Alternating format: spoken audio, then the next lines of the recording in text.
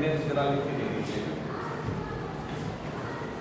आज से एक नया चैप्टर हम लोग शुरू करते हैं, अगला चैप्टर हम लोग शुरू करते हैं। नया क्या मतलब अगला ये है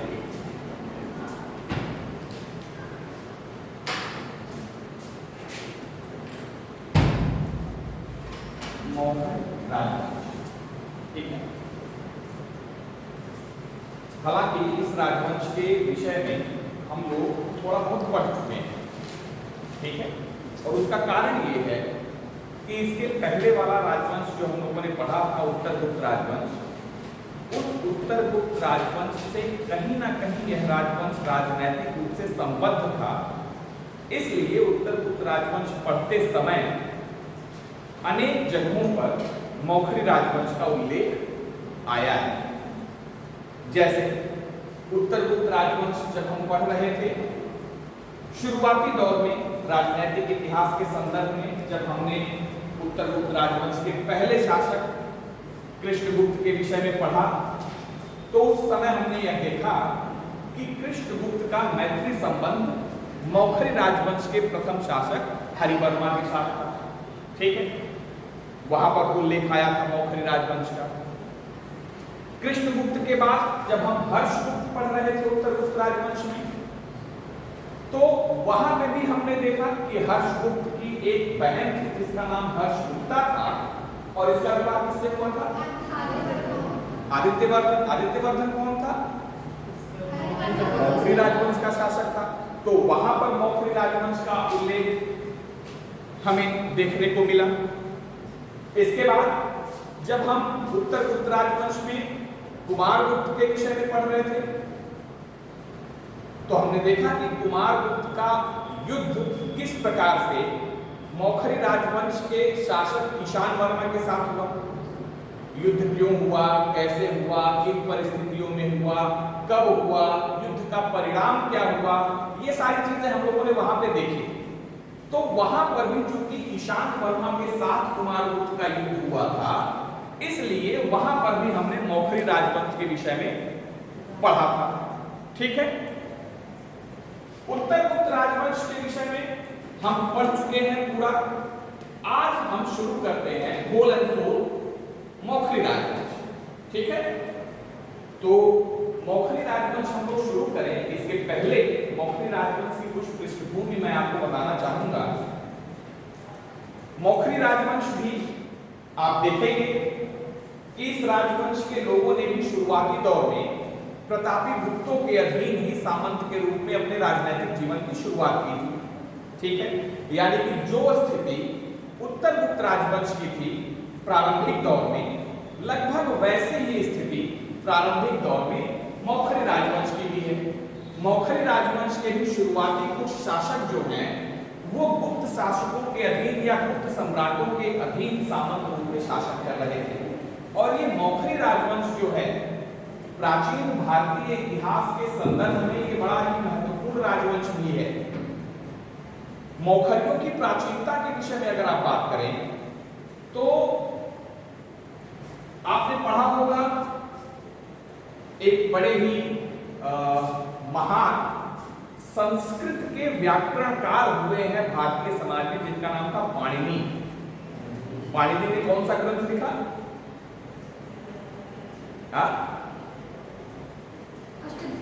अष्टाध्यायी। बहुत सही, पाणिनि ने क्या लिखा? आप लोग पढ़ नहीं रहे हैं।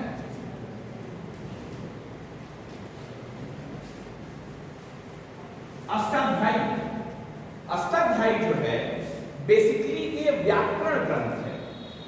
जैसे हर भाषा का अपना एक व्याकरण होता है, आप पढ़ते होंगे, आपने पढ़ा भी होगा। आप अच्छा 6, 7, 8 में जब पढ़ते रहे होंगे, तो हिंदी विषय का भी व्याकरण आपने पढ़ा होगा। ठीक है, उसमें क्रिया पढ़ी होगी, उसमें संज्ञा सर्वनाम पढ़ा होगा, उसमें तमाम चीजें आप लोगों ने पढ़ा होगा। व्याकरण जो होता है वो भाषा को वैज्ञानिक स्वरूप प्रदान करता है। बिना व्याकरण के भाषा कह सकते हैं कि वैज्ञानिक नहीं होती है।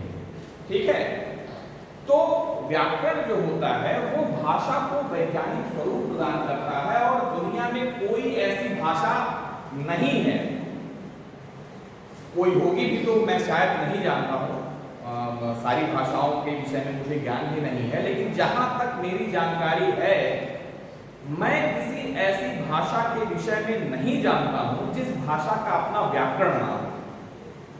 हिंदी भाषा आप पढ़ते हैं, हिंदी का व्याकरण है। अंग्रेजी भाषा आप पढ़ते हैं, अंग्रेजी का व्याकरण है। संस्कृत भाषा आप पढ़ते हैं, संस्कृत का व्याकरण है। दुनिया में जितनी भाषाएं हैं, अरबी, उर्दू, फारसी, तेलुगु, तमिल, कन्नड़, ये जितनी भी भाषाएं आप देखेंगे, हर भाषा का अपना एक व्याकरण होता है। इसी तरह ये अष्टाध्यायी ग्रंथ जो है, जो किसके द्वारा लिखा गया? महर्षि पाणिनि के द्वारा लिखा गया। ये संस्कृत भाषा का व्याकरण ग्रंथ है। बावजूद इसके इस ग्रंथ में तत्कालीन समय की कुछ राजनैतिक घटनाओं और राजनैतिक जानकारियों के भी प्रमाण मिलते हैं। जैसे पाणिनि के अष्टाध्यायी में ही पहली बार मुखर, मुखरा, मौखरिया इत्यादि शब्द मिले हैं। इसके साथ ही आप देखेंगे एक बड़ा ही प्रसिद्ध ग्रंथ है महाभाष्य। महाभाष्य किसने लिखा? पतंजलि ने। पतंजलि नहीं, पतंजलि। पतंजलि भी संस्कृत के बड़े विद्वान थे, ऐसा माना जाता है। शुंग राजवंश आप लोगों ने पढ़ा है। शुंग राजवंश में जो पुष्यमित्र शुंग थे, उस पुष्यमित्र शुंग के पुरोहित थे महर्षि पतंजलि। महर्षि पतंजलि ने कई चीजें, मतलब कई ग्रंथ उन्होंने लिखे, और उन ग्रंथों में एक बड़ा प्रसिद्ध ग्रंथ है महाभाष्य। ये भी संस्कृत का व्याकरण ग्रंथ है। महाभाष्य में भी मौखरियों का उल्लेख मिलता है। साहित्यिक स्रोतों की अगर हम बात करें तो पाणिनि का अष्टाध्यायी हो गया, पतंजलि का महाभाष्य हो गया, जयादित्य एक विद्वान हुए, उनका लिखा हुआ ग्रंथ काशिका वृत्ति है। इन सभी साहित्यिक ग्रंथों में मौखरी एवं मौखरियों की विवेचना या इस राजवंश के विषय में हमें पूरी जानकारी दी गई है। पुरातात्विक स्रोतों की बात करें मौखरियों के विषय में जानकारी देने वाले, तो पुरातात्विक स्रोत भी बड़ी संख्या में हमें मिलते हैं। जिन स्रोतों के माध्यम से हमें मौखरियों के विषय में जानकारी मिलती है, उन स्रोतों में सबसे पहले अभिलेखित स्रोतों की हम बात करते हैं, अभिलेखों की बात करते हैं। तो हाँ, मौखरी राजवंश के संदर्भ में जानकारी देने वाले जो पुरातात्विक प्रमाण हैं, उन प्रमाणों में सबसे महत्वपूर्ण और सबसे उपादेय प्रमाण खड़हा अभिलेख है। खड़हा अभिलेख, कहीं कहीं या कभी कभी इस अभिलेख को हरहा अभिलेख भी कहा जाता है। ठीक है, ये हरहा अभिलेख अथवा हरहा अभिलेख का महत्व मौखरी राजवंश के संदर्भ में वही है जो महत्व उत्तर गुप्त राजवंश के संदर्भ में हम लोगों ने देखा था अवसर अभिलेख का। ये जरा दूसरा रजिस्टर वहां पे ले आओ, प्राचार्य कक्ष में रखा हुआ है दूसरा वाला रजिस्टर, उसको जरा ले आओ। ठीक है, ये हरहा अभिलेख उत्तर प्रदेश के बाराबंकी जिले से मिला है। ठीक है, आपका यही उत्तर प्रदेश बाराबंकी आप लोगों ने देखा होगा, लखनऊ कभी गए होंगे तो रास्ते में बाराबंकी पड़ता है। एक लड़का आपसे पूछा कि सर बाराबंकी होता है तो 13बंकी क्यों नहीं होता है ना? तो अब इसका उत्तर क्या दिया जाए? हाँ ठीक है, आप लोग के मन में ये सवाल नहीं ना आता है कि 12बंकी है तो 13बंकी क्यों नहीं है? जैसे 9 टंकी तो 8 टंकी क्यों नहीं? बड़ा नौटंकी करता है, कहते हैं ना हम लोग, तो 8 टंकी क्यों नहीं करता है? ठीक है, खैर ये तो आम बोलचाल की भाषा है। आम बोलचाल की भाषा में तमाम इधर उधर की चीजें होती हैं। हरहा अभिलेख कहां से मिला है? बाराबंकी से। बाराबंकी कहां है? उत्तर प्रदेश में। और इस हरहा अभिलेख को लिखवाया किसने था? ईशान वर्मा, जो इस मौखरी राजवंश का सबसे प्रतापी शासक है, सबसे पराक्रमी शासक है, सबसे शक्तिशाली शासक है। इस ईशान वर्मा ने हरहा अभिलेख उत्कीर्ण कराया और संयोग से इस अभिलेख में ये अभिलेख इसलिए भी महत्वपूर्ण है क्योंकि भारत में कुछ गिने चुने अभिलेख ऐसे हैं जिन अभिलेखों में तिथियां अंकित हैं। और आप ये जानते हैं, आपको बताया भी गया है कि इतिहास में तिथियों का बड़ा महत्व होता है। जिन सिक्कों के ऊपर या जिन अभिलेखों के ऊपर तिथियों का अंकन पाया जाता है, ऐतिहासिक सूचना की दृष्टि से वे उतने ही महत्व के होते हैं। यानी कि वो कालक्रम को, इतिहास की जो प्राचीन इतिहास की जो सबसे बड़ी समस्या है, कालक्रम की समस्या, इस कालक्रम की समस्या को काफी हद तक सुलझाने वाले होते हैं ऐसे स्रोत जिन पर तिथियों का अंकन होता है। जैसे आगे आप पढ़ेंगे, पुलकेशिन द्वितीय चालुक्य राजवंश का एक शासक है। इसका एक बड़ा प्रसिद्ध अभिलेख है जिसे हम क्या कहते हैं, कौन से अभिलेख के नाम से जानते हैं? ऐहोल अभिलेख के नाम से जानते हैं, जिसे लिखा था रवि कीर्ति ने। ये ऐहोल अभिलेख इसलिए भी महत्वपूर्ण है क्योंकि इस अभिलेख से हमें महाभारत युद्ध के समय को निर्धारित करने में सहायता मिलती है। इस अभिलेख के अंत में लिखा हुआ है कि यह अभिलेख महाभारत युद्ध की समाप्ति के 3700 कुछ वर्षों बाद उत्कीर्ण कराया गया।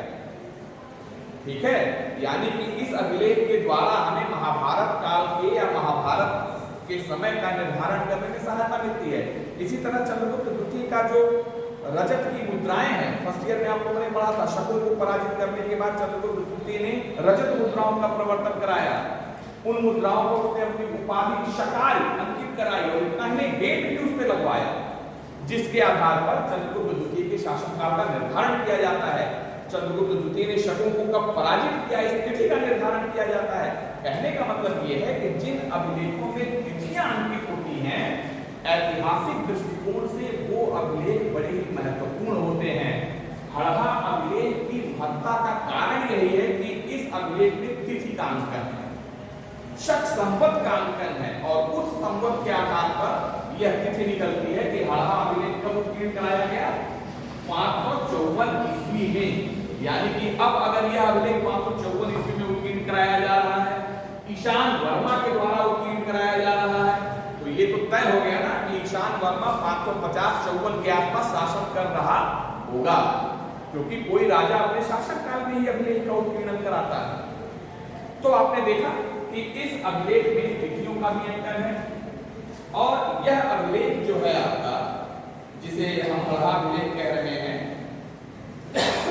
इस अभिलेख की खोज 1915 ईस्वी में एक बड़े ही प्रसिद्ध इतिहासकार हुए हैं, उनका नाम है एच.एन. शास्त्री।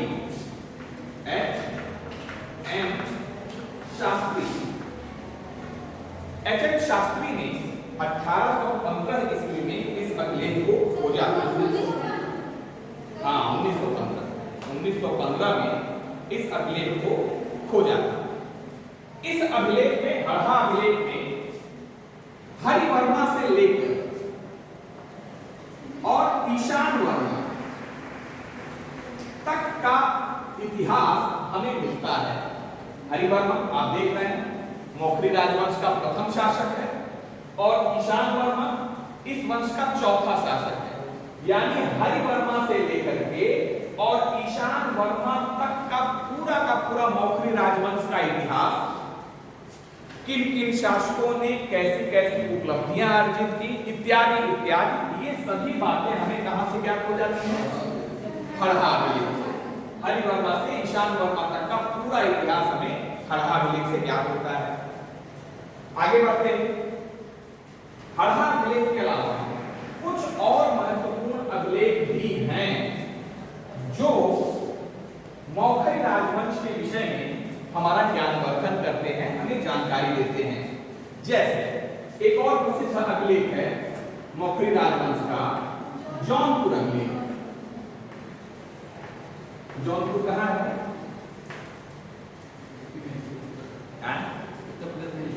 उत्तर प्रदेश में है, बनारस के आसपास है। ठीक है, तो ये जौनपुर का जो क्षेत्र है, जौनपुर बड़ा प्रसिद्ध क्षेत्र रहा है। जौनपुर को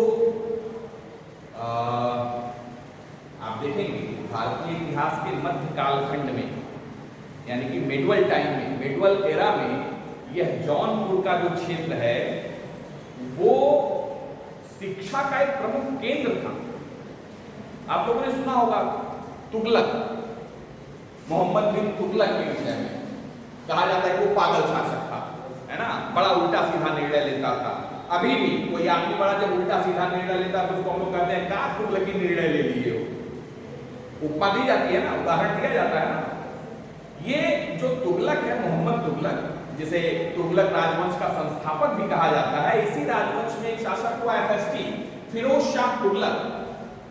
ठीक है, फिरोज शाह तुगलक के शासन काल में जौनपुर का जो क्षेत्र है वो भारत के शिक्षा का केंद्र था, एक प्रमुख केंद्र था। मतलब गोलनसोन वही एक केंद्र नहीं था, भारत में शिक्षा का एक प्रमुख केंद्र के रूप में जौनपुर जाना जाता था। आज जौनपुर किस लिए जाना जाता है? जौनपुर में आज क्या होता है? जौनपुर इत्र के कारण जाना जाता है, इत्र का व्यवसाय वहां में बहुत होता है। जौनपुर में मध्यकाल में बनाई गई कुछ प्रमुख इमारतें हैं, जैसे जौनपुर की अटाला मस्जिद है, जौनपुर में फिरोज शाह तुगलक का किला है। ठीक है, ये बातें मैं इसलिए आपको बता रहा हूं क्योंकि ये जौनपुर अभिलेख जो है, ये अभिलेख इसी जौनपुर जिले में अटाला मस्जिद जो स्थित है उस मस्जिद के प्रवेश द्वार की दीवार पर चिपकाया हुआ मिला था। ठीक है, ब्राह्मी लिपि में लिखा हुआ है, इसकी भाषा संस्कृत है और इस अभिलेख के माध्यम से भी हमें थोड़ी बहुत जानकारी मौखरियों के विषय में होती है। जो प्रारंभिक 3 शासक हैं, हरिवर्मा, आदित्य वर्मा और ईश्वर वर्मा, इन 3 शासकों की विषय में जानकारी हमें जौनपुर अभिलेख से मिलती है। इसके अलावा एक और अभिलेख या लेख कह लीजिए, वो बड़ा प्रसिद्ध है, असीरगढ़ मुद्रा लेख। अच्छा, मुद्रा लेख क्या होता है?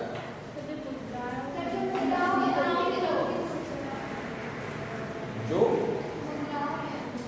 अच्छा, ठीक है, नहीं, ऐसा नहीं है कि मुद्रा लेख का मतलब जो लेख मुद्राओं पर ही है। आप लोग सील जानते हैं? सील, मुहर, हाँ, सील। जैसे कोई भी सरकारी कागज आप देखते होंगे, उस सरकारी कागज पे भारत की सील लगी होती है ना।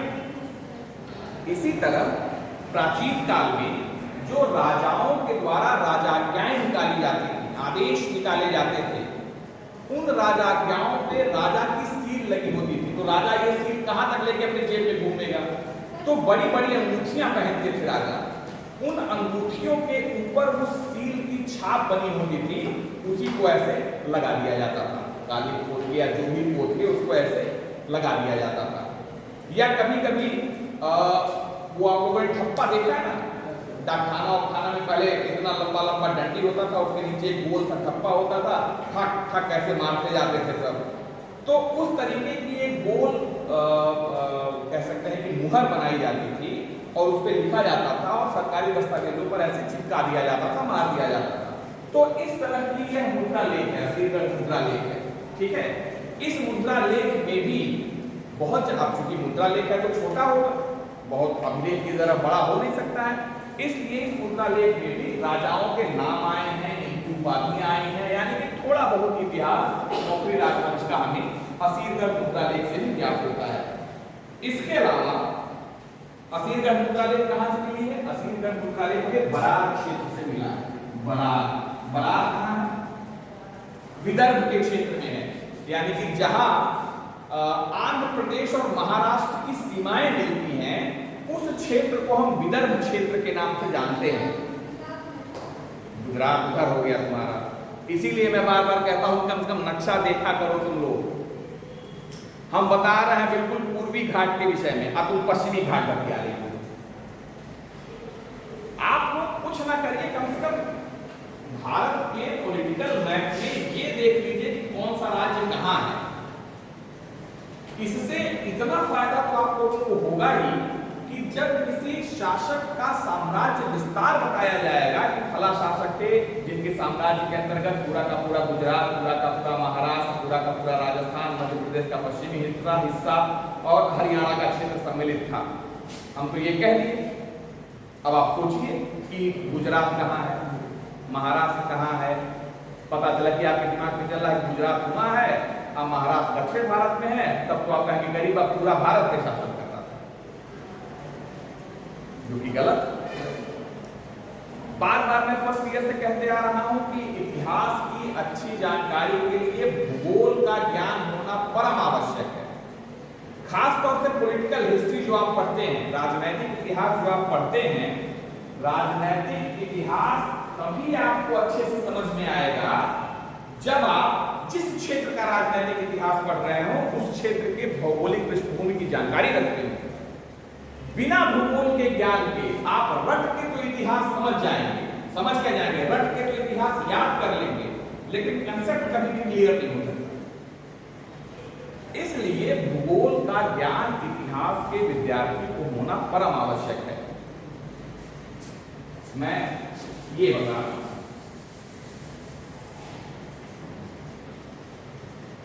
ये भारत है, ये गुजरात का क्षेत्र है, गुजरात है, गुजरात के ठीक नीचे से ही ऐसे ये महाराष्ट्र शुरू होता है, महाराष्ट्र के नीचे आपका कर्नाटक शुरू हो जाता है, कर्नाटक के बाद ये केरल है, केरल के बाद ये पूरा का पूरा क्षेत्र तमिलनाडु है, और तमिलनाडु के ऊपर ये क्षेत्र जो आप देख रहे हैं वो आंध्र प्रदेश है। आंध्र प्रदेश के ठीक ऊपर यहाँ पे उड़ीसा है, उड़ीसा के बगल में बिहार है, बिहार के बगल में बंगाल है, ऐसे करके है। तो ये महाराष्ट्र और आंध्र प्रदेश का क्षेत्र जो सीमावर्ती क्षेत्र है, जहां पे ये क्षेत्र मिलते हैं, उस क्षेत्र को प्राचीन काल में विदर्भ के नाम से अथवा बरार के नाम से जाना जाता था। और यहां से अगर मौखरियों का मुद्रा लेख मिल रहा है तो इससे क्या ज्ञात होता है, क्या साबित होता है? ये हिस्सा भी उनके साम्राज्य का अंग रहा होगा। ठीक है, बरार क्षेत्र से आपका यह असीरगढ़ मुद्रा लेख प्राप्त हुआ है, जो यह प्रमाणित करता है कि दक्षिण भारत में कुछ इन्फ्लुएंस, कुछ प्रभाव मौखरियों का रहा होगा। ठीक है, इसके अलावा और भी बहुत से लेख हैं, जैसे नागार्जुनी लेख है, गया से मिला हुआ है, गया और बराबर की जो पहाड़ियां हैं, गया कहाँ है? बिहार में। गया और बराबर की जो पहाड़ियां हैं वहां से कुछ अभिलेख मौखरियों के मिले हैं। एक अभिलेख है जिसे हम बड़वा युग अभिलेख कहते हैं, बड़वा युग अभिलेख। ठीक है, ये बड़वा कहाँ है? राजस्थान में है। ठीक है, अब आप कहेंगे कि क्या मौखरियों का साम्राज्य विस्तार राजस्थान तक था? नहीं, अब ये बता रहे हैं, ये बड़वा युग अभिलेख है। इस तरह से बहुत से अभिलेख हमें मौखरियों के मिलते हैं, जिनसे हमें इनके राजनीतिक और प्रशासनिक इतिहास के विषय में जानकारी प्राप्त होती है। इन अभिलेखों के अलावा पुरातात्विक साक्ष्यों के अंतर्गत मौखरी साम्राज्य के या मौखरी राजवंश के राजाओं के कुछ सिक्के भी प्राप्त हुए हैं। ईशान वर्मा की मुद्राएं बड़े पैमाने पर प्राप्त हुई हैं, सर्व वर्मा की मुद्राएं बड़ी संख्या में प्राप्त हुई हैं। इन शासकों के द्वारा जारी कराई गई मुद्राओं पर जो इनकी उपाधियां अंकित हैं, परम भंडारक, परमेश्वर, महाराजा धीराज की उपाधियां जो अंकित हैं, वो यह साबित करती हैं कि ये लोग स्वतंत्र शासक के रूप में, स्वतंत्र शासक की हैसियत के रूप में शासन कर रहे थे। इतना ही नहीं, कल मैंने आपको बताया भी था, ईशान वर्मा ने अपना साम्राज्य विस्तृत कर लेने के बाद एक विशेष प्रकार की मुद्रा चलाई, जिस पर मुद्रा लेख हमें विजिता वनिर वनपत श्री ईशान वर्मा दिवंग जैन ये मिलता हुआ है, जो ईशान वर्मा के बढ़ते प्रभाव का सूचक है। ठीक है, तो इस तरह से हमें मौखरी राजवंश के विषय में जानकारी देने वाले इन तमाम साहित्यिक और पुरातात्विक स्रोतों के द्वारा हमें मौखरियों के विषय में जानकारी प्राप्त होती है। एक चीज और ध्यान देने वाली है कि मौखरी राजवंश की 3 शाखाएं हैं। ठीक है,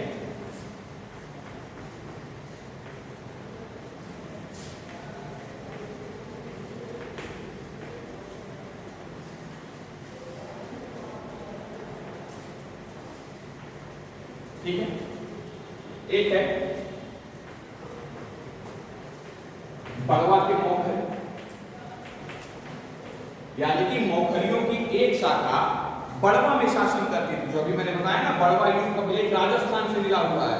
तो मौखरी राजवंश की एक शाखा या इनके परिवार के कुछ लोग राजस्थान में बड़वा के क्षेत्र में शासन करते थे, ये मौखरियों की एक अलग शाखा हो गई। दूसरा है गया के मौखरी, अभी हमने आपको बताया कि नागार्जुनी लेक जो गया के क्षेत्र से मिला हुआ है, ठीक है, यानी कि मौखरियों की एक शाखा कहाँ शासन करती थी? गया में।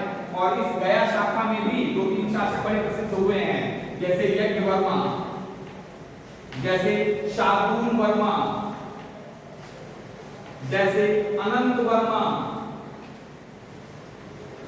ठीक है।